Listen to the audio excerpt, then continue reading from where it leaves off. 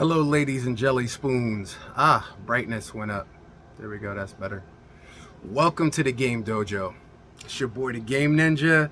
You know where you are. My beautiful fortress of solitude. My beloved gamer nation within the confines of the beautiful gamer country known as peace, tranquility. Anyway, ladies and boys, I should say ladies and gentlemen, but then again, boys are included. So are gentlemen, so are ladies, so are young girls, so are Pepto-Bismalians, all included. Anyway, ladies and gentlemen, boys and girls, children of all ages, ladies and jelly spoons, welcome to the Game Dojo. I have a ring of power, and for this power hour, I have something new in stock for you. Let's talk about digitalization. Now, when I say digitalization, there is a negative connotation and a positive connotation. I want to talk about the positive connotation. I'm not talking about your things being digitalized and you owning nothing, you having nothing, everything is online, and when it goes, it's gone, and you have nothing. Boom, boom, boom, boom, meow. It's not what I'm talking about. I'm talking about, well, since we're going to come from Xbox, I'm talking about the Xbox back there on the wall. Now, you have seen that I have the original Xbox. If you don't, I'll let you take a look at it. That's the original Xbox right there, as you guys can see. And I also have an Xbox 360, several in fact. I'll let you see that right now. Okay.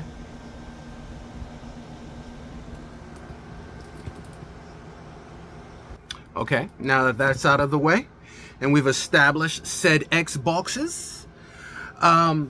I don't know how many times you guys have this happen where you go back to one of your old school games, like this one that I took off the wall. This is Need for Speed Underground 2. Yes, this is a used copy that I got for $8.99 back in the day.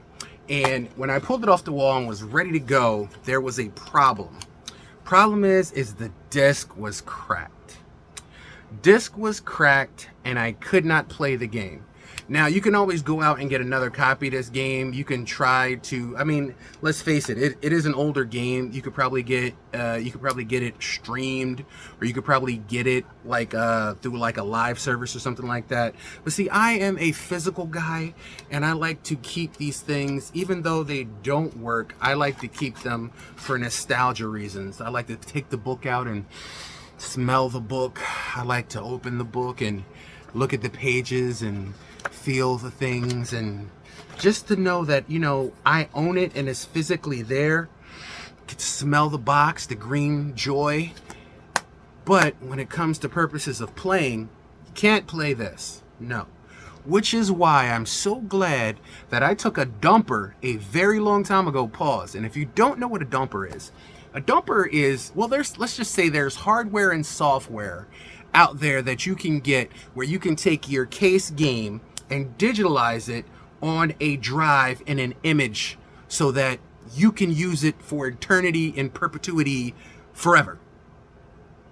Because if this happens, then the game is dead. But the gaming doesn't have to end. So today, I'm here to talk to you about digitalizing your games that you have. Not unauthorized reproductions that you sell across the world. I'm talking about just for self-use. Just for you. So when you talk about these things, you can make these live forever inside of a drive, a hard drive, a flash drive, an SSD, whatever means that you choose to digitalize this in. Then you would have to find said software. I'm not going to talk about that here, but or the hardware. But once you digitalize it, then this game can be played again. You can have fun. You can have all the joyous and great memories that you once had. Now, I have digitalized every copy of my games because I want to prolong them. God forbid something happens, they break, somebody comes in, them fighting ninjas, they take an elbow to the wall, and next thing you know, my Resident Evil 6 just don't work no more because it took a ninja star in the box. These things happen. I mean, who knows? I don't know how many times you guys fight ninjas, but I fight them all the time. So, you know, You know, it's just, that's why I have, like, you know, like bows and arrows and swords, and that's the reason why they're there, is because, you know, I'm about that life. You ain't about that game ninja life, I am. That's where the ninja, don't worry about it. Anyway, so when it comes to playing these games, once they're damaged, that is why I digitalize them, so that I can play them, and as long as I'm alive, at least.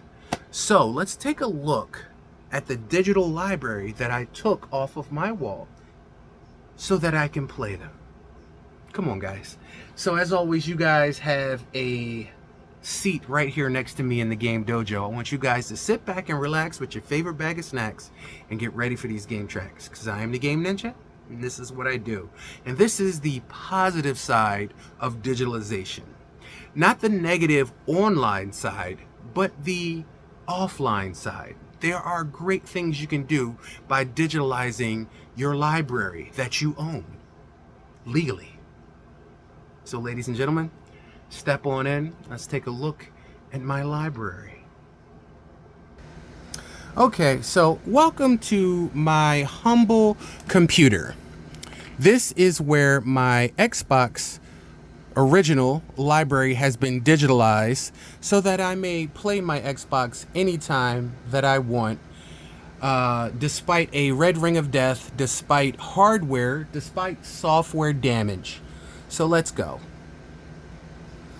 Bam, and here we go. This is my digital library of my physical game collection.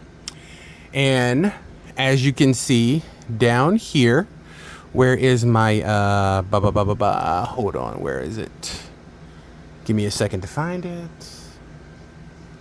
Okay, and it's right here. My Need for Speed Underground 2. Now, I know what you're saying. Well, does it really work? Well, there's an answer to that too.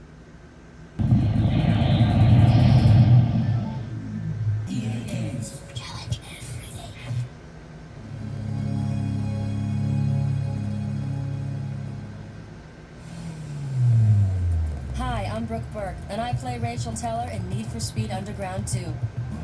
Playing a racer in the game was a lot of fun, but on the streets, I make sure to drive safely and responsibly. When it comes to racing, make sure you only do it on the streets of Underground 2. So remember to always use your seatbelts and obey the laws of the road.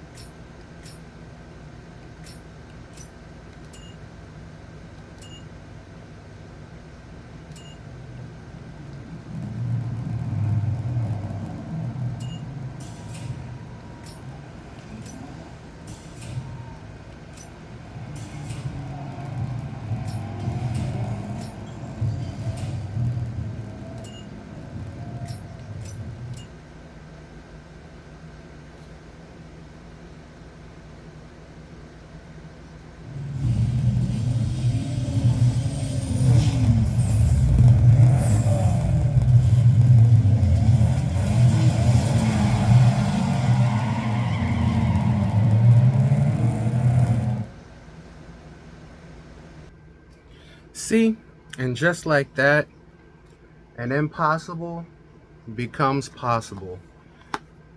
With the right software and the right hardware, this game is now playable again via the ability of me digitalizing it, and I can still play it.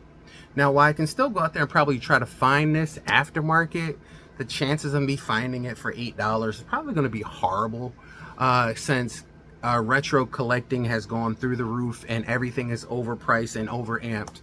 But for my purposes and me being able to play it, that was an awesome decision to digitalize it before it broke. Now, physical things aren't made to last forever, and neither are digital. A hard drive could break just as easily as a flash drive or an SSD. So I've backed it up multiple different times so that, you know, if I need to get it again and access it, I can. Because let's face it, I don't want to throw away this beautiful box or this beautiful looking game in the box just because it's cracked and it doesn't work. After all, would you get rid of a Rolls Royce if it had a dent in it? I don't think so. So this is a beautiful way that digitalization can help you. Now, you said you talked about the Xbox 360. I did the same thing. I can boot up my Xbox or my Xbox 360 all day, every day, anytime I want to. Pull a game off the game wall, which is right over there. Pull it right off the game wall, pop it in my system, and I'm ready to go. And I can do that all day, every day. But just like that, some of these games are 20 years old, 25 years old, almost 30 years old. Some of these are very, very, very old games. But digitalization can help extend that life a little bit further. For the purposes of gameplay and enjoy, you can extend it a little bit further. So I happen to have at my hands a disposal, so I can show you. We can pick, let's pick a game at random off the wall. What do we have over here? Let's see what we have. We have Red Dead Redemption, Sacred, Monster High, Fallout, Lego, Halo 4, WW2K16, Darksiders, Call of Duty Ghosts. Let's pick one at random and we'll go to my digital library and I can show you. Actually, believe it or not, what I have on hand is I have the Sonic Genesis collection. This is actually one of my favorites. This is actually in my 360 right now. But as I told you before, with digitalization, is it a direct one-to-one perfect? It's not perfect, but it's better than a lot of things. And I'm still in the process of digitalizing my 360 library because I have quite a few games. But let me just show you again what my library looks like so far.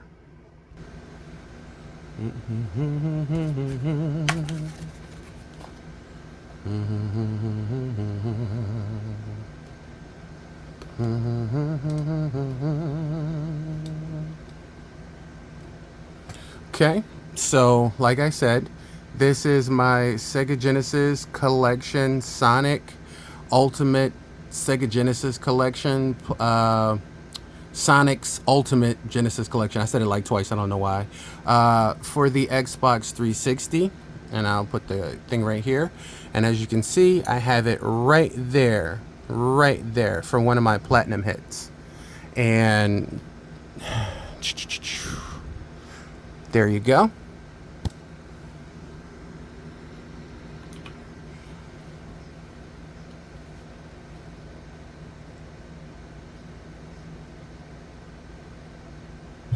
Sega.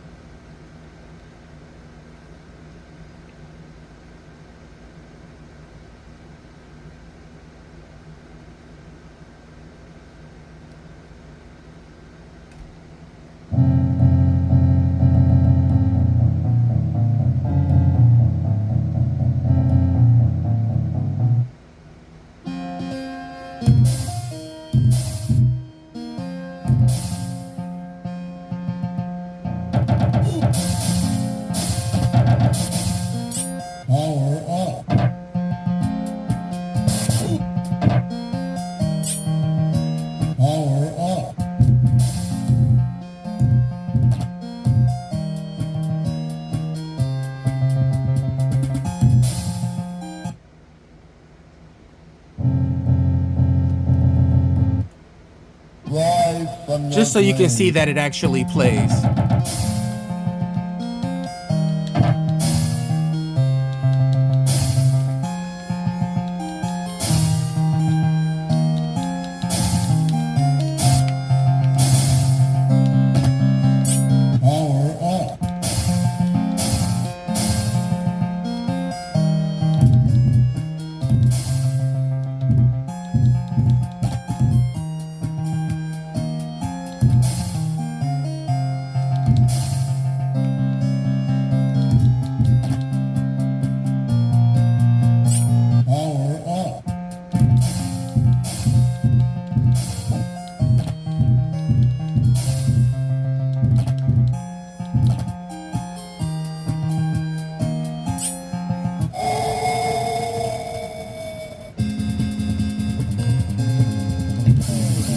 Welcome to your doom.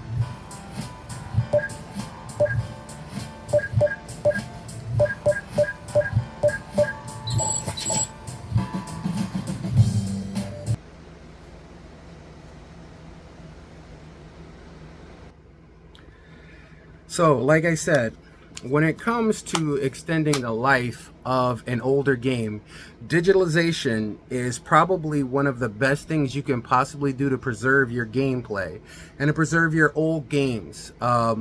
Unfortunately, I wish I could tell you everything lasts forever, but unfortunately, that's not the truth. So digitalizing your older games is a great way of extending the life and the gameplay, because just as easily as I turn on my PlayStation 4 and 5 and Xbox Series X and S, I can also go back to my original Xbox, my 360, my PlayStation 1, 2, 3, 4, my TurboGrafx 16. I can still go back and do all of those. But let's just say if the disc is scratched, like it happens. I'm not saying everybody's irresponsible. Sometimes things happen. You could be fighting a ninja, somebody go do a Tommy kick, you duck the Tommy kick, they come to slice you, they catch your copy of Altered Beast, and now Altered Beast is done. There's no Altered Beast. You can't do Altered Beast no more. It happens. But if you digitalize it, you preserve an image of it that you can play, and future generations can play for years as long as computers are alive, which I assume that's for a while, but you never know. And these are offline gameplays. These aren't online gameplays. These are offline gameplays. And these things, you don't have to go in and has to download to the disc and to this and this and that. It's just plug and play and go. It was a time of instant gratification when it came to gaming, which it's no longer. And to demonstrate how great of an idea digitalization is, there is probably one of the biggest game makers in the world has gone this way of digitalizing their old games and game systems on their newer hardware so that you can play. Wondering who I'm talking about? Stay right there. I got something for you. Surprise, surprise, surprise. That's right. Even Nintendo is not above it. What do I mean by that? Very simple. Very simple. I'm going to go to show some more real quick so that you guys can see it. And I want you guys to be able to hear this. So let me put on my my nice little Bluetooth Spark speaker. Power on. Thank you. Bluetooth pairing. Oh, thank you very much. Thank you very much. Do I need to in case you need help? Probably. I know you have smart technology, but you might need some help. So it's going to Bluetooth audio. There we go. Bluetooth connected. Thank you very much. Thank you for being awesome. Okay, so let me turn this bad boy up. Okay, there we go. 3. Pop it up on here. All right.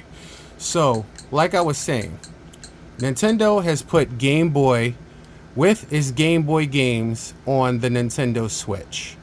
Digitalize the older games for a newer console life and extended gameplay. See? You can literally go and play. And I have a Game Boy too. I have a Game Boy Color, a Game Boy Advance, a Game Boy SP. I have a DS. I have a 3DS. I have them all. But they do the same things. They do the same exact things. And the reason why I say it's such a great idea is because digitalization, not only is it quick, instant gratification with gameplay, but provided it's offline, which these things are downloaded to the console, it makes it easier for you to access and play them. But you can jump in and out of games almost instantaneously instead of swapping discs back and forth. See? Like, say if you were playing Nintendo 64 and you were jumping on some 64. It's me, Mario. Okay, hello. Hello.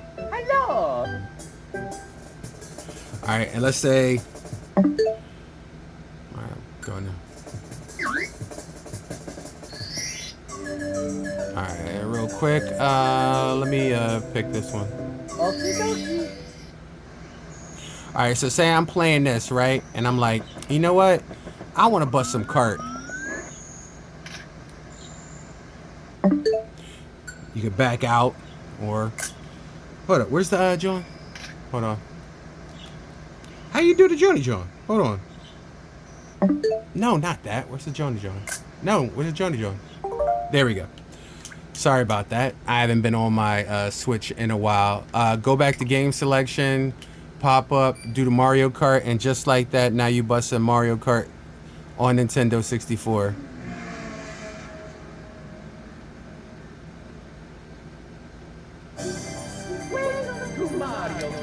And for those of you who don't know, yes, right over there in the corner, again, you guys see? There we go.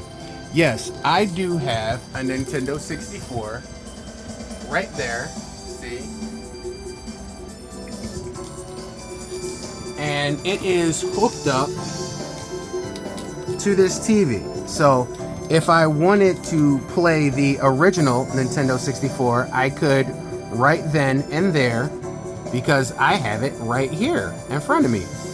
But due to digitalization, I can play Mario Kart 64 right here without doing anything else. Now let's say I wanted to back out of that because I wanted to play Genesis. I have a Sega Genesis over there too, but I also have a Sega Genesis right here. This is the value of digitalization. Like I was saying before, there is a value to digitalization. Now, problem is they don't have all the games that I have, which you have to purchase their online service and expansion pass in order to get these games. But you know, they add them every once in a while on here so that you know you have more and more of the games on here. But if you wanted more of a selection, there is another Genesis app on the Switch that you can, it's called Genesis Classics, that you can get. I think I'll show you real quick. They have another app that has, I would say, probably 65% of 65% of the games that I own, but it's better than their online app. This is standalone. You can get it for like $20. I don't know if they retired it yet off of the eShop, but this is the easiest way to play Sega if you don't have an original system. I do, and I do have cartridges, but if you don't have it, this is the easiest way to bust Sega Genesis on a Nintendo Switch. So if you have a Nintendo Switch 1 or a Nintendo Switch 2, if you get the expansion pass for $50, you get all of this. You get all of this. So you get all of this. If you have the expansion pass, you get all of this. So let's go over to games library. Okay, so you got Alex Kidd, Alien Syndrome, Alien Storm, Altered Beast, Beyond Oasis. You have Biohazard Battle. You have Bonanza Brothers, Columns 3. I don't know why I don't have Columns 2. Anyway, Comic Zone, Crackdown, Decap Attack, Dr. Robotnik's Mean Bean Machine, Dr. Eggman is for Millennial. Dynamite Heady, you have eSWAT, Under Siege, which you just saw added to the Genesis on the Nintendo Switch. You have Fatal Labyrinth, you have Flicky, you have Gain Ground, you have Galaxy Force 2, Golden Axe 2, Golden Axe 3, you have Gunstar Heroes, you have Toe Jam and Earl, Planet and Funkatron, Toe Jam and Earl, you have The Revenge of Shinobi, you have The Sword of Vermilion, you have Super Thunderblade, you have Streets of Rage 3, Streets of Rage 2, Streets of Rage. You also have Space Harrier 2, Sonic Spinball, Sonic 3D Blast, Sonic 2, Sonic 1, which I don't know why if you don't have the other Sonics on their app already. They should have all 3 Sonics on their app. Whatever. Shinobi 3, The Return of the Ninja Master. You have Shining Force 2, Shining Force, Shining in the Darkness, Shadow Dancer, Rise Star. You have Phantasy Star 4, The End of the Millennium. You have Phantasy Star 3, Generations of Doom. You have Phantasy Star 2. You have Light Crusader. You have Landstalker. You have Kid Chameleon. You have Vector Man 2, and you have Virtual Fighter 2. So you have quite a collection of games just having this. And like I said before, the fact that this is all on the Switch, this is digitalizing classics. And what they're doing is system by system, they're slowly adding them in, not the entire collections, but they're slowly adding them in so that you have all the systems. So they have the Super Nintendo, they have the Nintendo, they have the Nintendo 64, they have the Nintendo 64 Mature app, which is mature games they added to the system. You have the Game Boy, you have the Game Boy Color, the Game Boy Advance, and you have GameCube, Nintendo GameCube, as well as Sega Genesis. And when it comes to the NES, which you saw over here, I have a ton of NES games chilling over here in the corner. If you jump on their Nintendo collection, digitalized, by the way, this is exactly what I was talking about. They have a healthy host of Nintendo cartridge games that you don't have to blow on. You don't have to dig out and make sure they're clean. And they're pretty good. Do they have all of the ones that you would love to play? No, because Wrath of the Black Mana is not on here. We got Punch Out, but we don't have Mike Tyson's Punch Out. Licensing things and problems and issues, that's the only problem you're running. They do have what I heard of as a dumper for NES cartridges. I've never been able to come across one probably in the last 20 years or so. But you can do that, and software and hardware wise do that. But if you don't have the time to be able to do all of that, this is the easiest way to do it. Just get yourself a Nintendo Switch 1. You don't have to get a Nintendo Switch 2. Just get yourself a Nintendo Switch 1. They have a backlog of digital games that is absolutely amazing, and it's just something to look into. Now, this is with the expansion pass, and hold on, I think I can show you real quick. So if you get the expansion pass on Nintendo Switch Online, by the way, this is the Nintendo Switch 2. It looks like they've added a game. When does this come out? I don't know. This looks like Game Boy Advance. Is this out now? It says available now. Okay, so just to show you, which is awesome. I'm so glad that you're able to be here with me.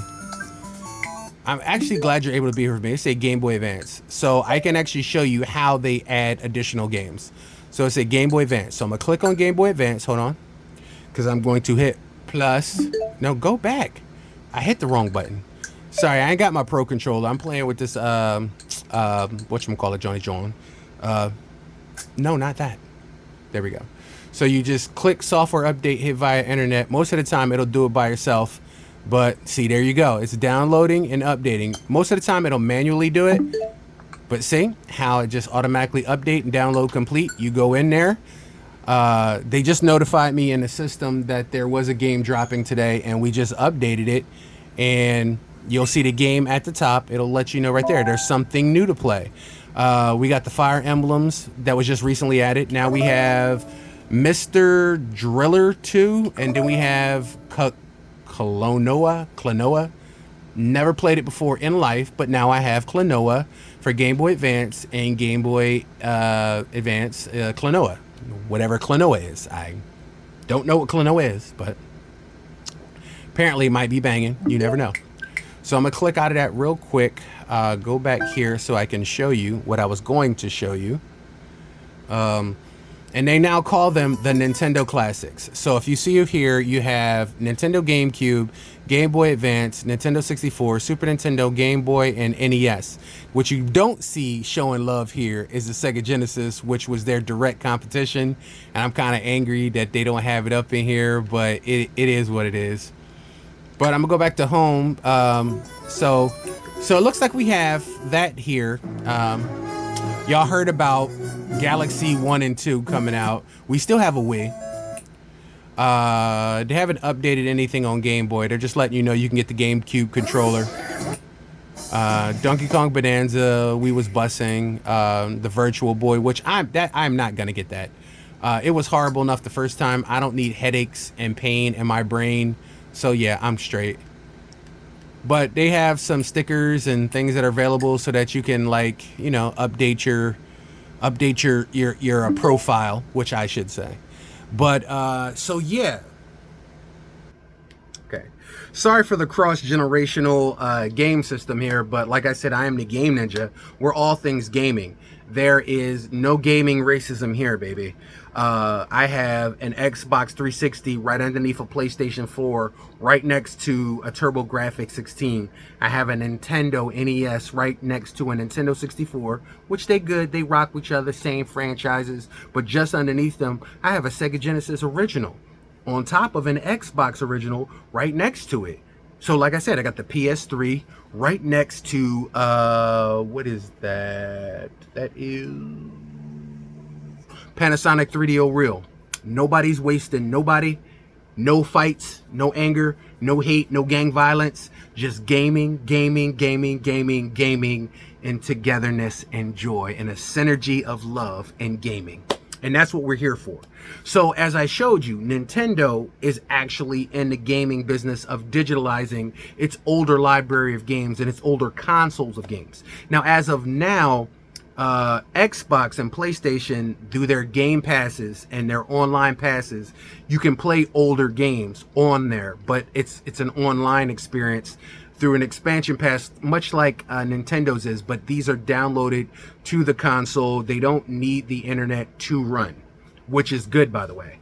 The only problem that I would see with this is I would love to see on Xbox Series S and X, how about an emulator of your own divisiveness to be put on your console so that people can play original Xbox and 360 and games through there. Like, you have a bunch of collections that are on your virtual library, but I would love it if, you know, you've made like just some attempt to, you know, emulate them like Nintendo did. Nintendo has tons of emulation on its own platform. So you get the Nintendo Switch, but you also get the Nintendo NES, you get the Game Boy, you get the Nintendo 64, you get a Sega Genesis, you get all of these systems on the Nintendo, and I'm quite sure your hardware is prevalent enough to do it on PlayStation and Xbox. It's just something, you know, you might want to do for your consumers just to give the older gamers a little bit of a greater feeling. Anyway, ladies and gentlemen, boys and girls, children of age, thank you guys for joining me here in the Game Dojo for a little bit of digitalization and how it can positively affect you, not just negatively. There is a positive side to digitalization. Just something to think about and one to grow on. Till next time, next gameplay, next round, I'll see you guys in the gameplay. Think about it.